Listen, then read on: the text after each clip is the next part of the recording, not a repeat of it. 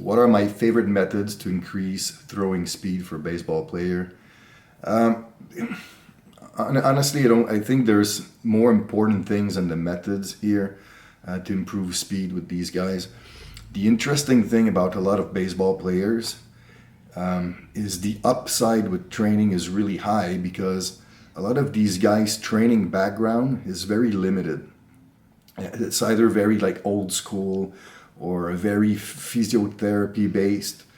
So what often happens with baseball players is even at the high level, their strength base is very low. So what I like to do is earlier on is focus on increasing their overall strength and making sure that the stabilizers of the shoulders are as strong as they can be. So like scap retractors, the muscles of the rotator cuff, these are all very, very important. But also one very misregarded exercise that can really, really improve throwing speed indirectly is chin-up performance. So if you have a baseball player who struggles to do like a few chin-up, then you know that by focusing, doing a block where the chin-up becomes the focus, and let's say they go from 2 complete chin-ups to 12, then you will see a marked improvement in throwing speed, because we have to remember that the lat is one of the, it's the only muscle that crosses the shoulder and the hips.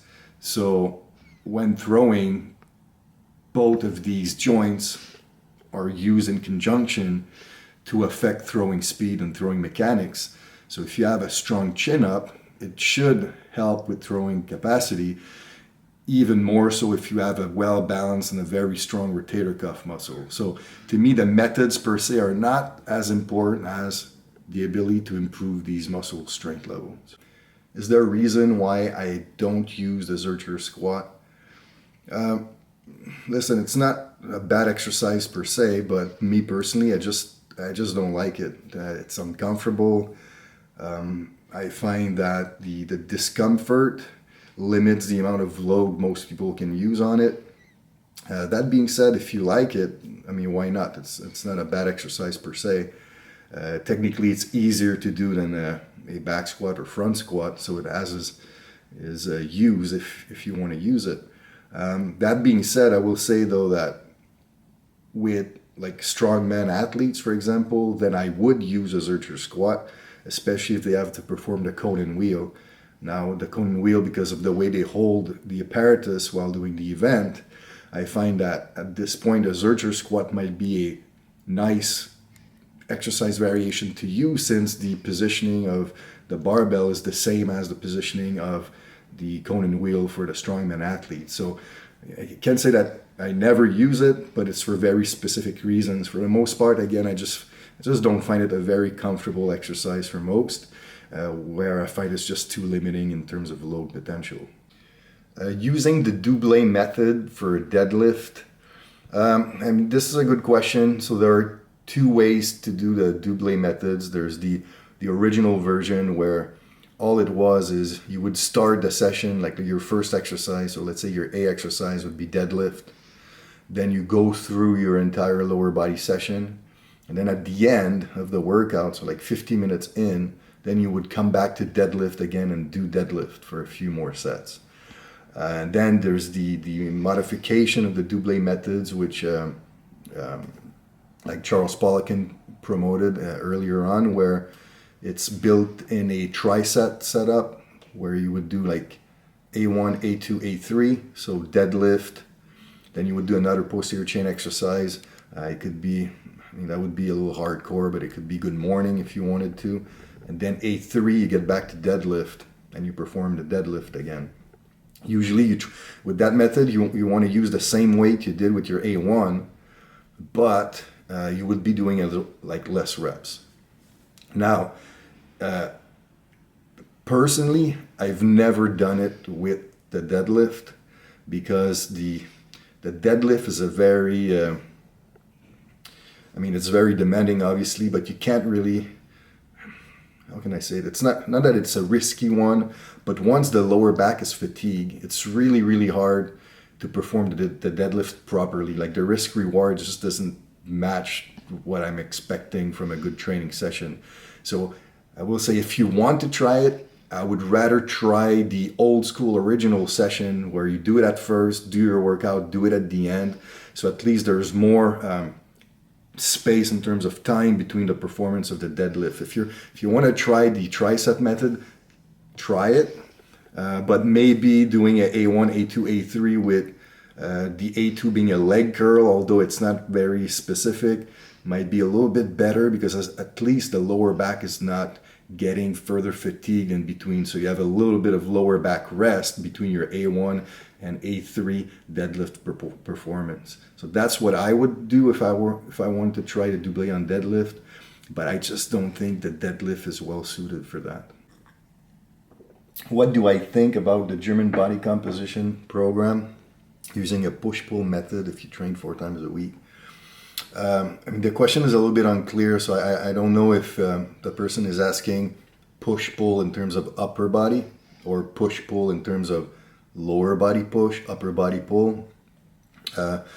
If it's the latter, well, then German body composition is supposed to be that. Like the nature of German body comp is you would do a like interior dominant lower body exercise with a posterior dominant upper body exercise. So this is how it should work. So like a quad with a back, a hamstring with a chest, for example. So this is how it should be set up. So if that's what the question meant, then there's no problem. Like do this 4 times a week. But just maybe if it's somebody more advanced, make sure the exercises are different in every session. But that's how it's supposed to be done.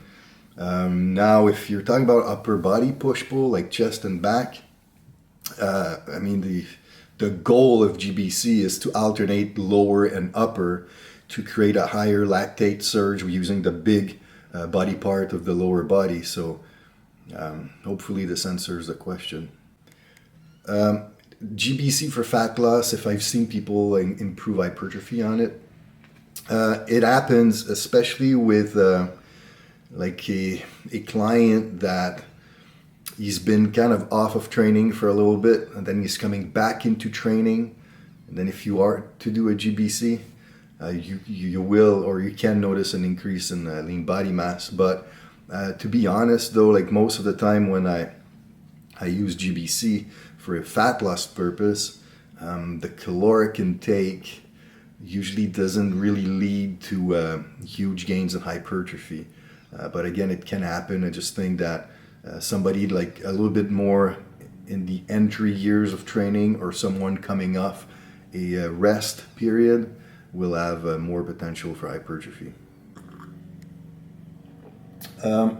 If an athlete, a female athlete, cannot perform a chin-up, so in this case, volleyball player, do I do the chin-up progression with eccentrics in season? No. So in season is not the time to do any type of heavy eccentric training. This will just slow down the athlete. And not just volleyball. This answer goes across any sport with a substantial season. In season is just not the time. Typically, just like as a side note, I tend to use slightly faster tempos in season to avoid too much eccentric stress that might lead to soreness. So it's just not appropriate at that point in time. You're better off just like waiting for the next off season. How do I progress knee extension exercises? Well, so then you have 2 categories of knee extension exercise. So you have exercises that works in the bottom range of knee extension. These would be your split squat. And then you have knee extensions that works more in the end range of a knee extension, which would be your step-up variation. So if we're talking about the split squat, I like to start with variations that allows me more range of motion. So a front foot elevated split squat, where you're allowing the knee to go past the toes to the point where the hamstring is covering the calf. keeping the torso upright. So this would be my first progression. Then from there, you go to front foot on the floor. Then you can move on to back foot elevated, like aka the Bulgarian split squat. And then you can also progress the implements from pulley to dumbbells to barbells. With the step-up variations, I like to progress in height. So you want to start low, and then you just progress the height. So try to progress the height first, and then you progress the load. So for example, a side step up, the maximum height will be limited by your ankle mobility. So if you get to a point where you're so high that your support foot or your working leg, the heel is off of the platform, then it's too high. So like your ankle mobility doesn't allow you that height. So the limit will be like the level right before where you can actually have your foot flat. Now on the front step up, I like to progress to the point where the femur that's on the platform, the femur is parallel to the ground. Okay, so until you reach this, I don't think loading is necessarily the greatest thing. Work on range first. So which books do I recommend? When it comes to training, I really like the old school books. So some of my favorites, you have Vladimir Zatsiorsky's Science and Practice of Strength Training, Mel Sif's and Yuri Verkhoshansky's Super Training. I like Pavel Komi's Training for Sports as well. So like these, like if you can go back to these older books, to me, I find that they're in depth. You need to take your time to read them, like, and reread them if you want to. But I find that they provide a very deep understanding of training concepts and training physiology that will like carry out with you a lot more when you look at a newer book or a training program and you're trying to decipher if this method has like value. So I think that like those provide a very good base for strength coaches. What's the method that I use for hypertrophy with a new client? So the first method, this answer, I'm sure it's gonna seem very counterintuitive to a lot of you guys, but personally, like assuming the person has some base with training. Okay, I'm not talking about like a straight up newbie, but I like to start with giant sets. And I know it seems pretty hardcore, but what I like about giant sets to start with them is at this point in time, especially if you're coming off more like strength-based training, your ability to do that type of volume, that type of work, which is way more metabolic, is so reduced that the average load you're going to use won't be great. But what I like is, although the load at that time, the average load won't be that high, the stress that the giant set will provide that type of training will be great enough to counteract the limiting amount of load. But what's good is now you're creating some type of conditioning earlier on that will improve hypertrophy potential for the following phases. So if right away we put you through a giant set and we improve like nutrient partitioning, your ability to store glycogen, and on, it's just going to make it more easier for you in the later phases to put on size. So that's why I like it. Now, you know, if you have somebody that's completely deconditioned, that's overweight and on, I would probably just start with something a little more feasible, like post-exhaustion or pre-exhaustion or something like this. But otherwise, I like the giant set. What's my favorite exercise? Anybody who knows me will know without a doubt it's the deadlift. Always loved it since I was a kid. Big movement, every muscle works. There's something primal to me about just picking something off of the ground and pulling it up. So this one is by far my favorite. It's often the cornerstone of my training.